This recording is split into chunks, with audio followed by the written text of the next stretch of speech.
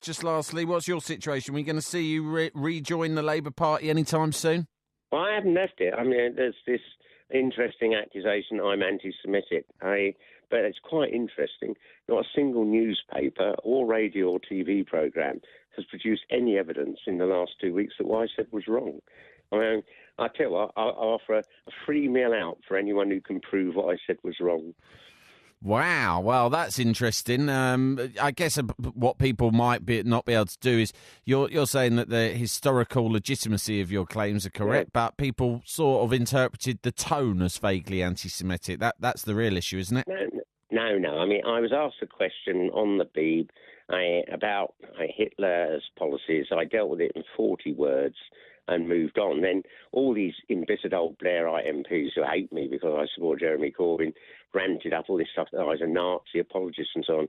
And then, if I really wanted to cause trouble, I could sue them and make a lot of money. I don't want to drag this out forever. What did you think of Boris's comments referencing Hitler over the weekend? Oh, he's just balmy. I mean, Hitler had no plans for the United States of Europe. He wanted a greater Germany.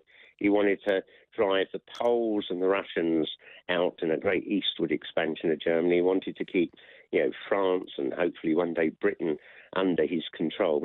But Hitler was obsessed with preserving the racial purity of the German people. He didn't want a great integrated Europe.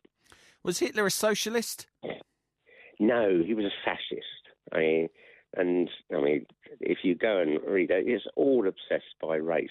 I mean, the defining thing about socialism is we see all men and women as equal. I mean, I don't think, because I'm English, I'm superior to someone who's Scottish, let alone someone who's black. What about someone who's a Tory? Oh, well, there aren't that many of them left now, is there? So They're all ripping each other's throats out over Europe. Yeah, they'll all be gone like the dinosaurs, I suppose. That's what you're hoping, Ken. I think you're right to describe them as dinosaurs. I hope you're not suspended by Ofcom. I didn't say that. I'm just I'm just speculating as to what you might be feeling. Ken, so you've been suspended over all of this. Are you hopeful that suspension will be lifted once they finish their inquiries? Well, I mean, I've been answered a lot of questions by the compliance unit.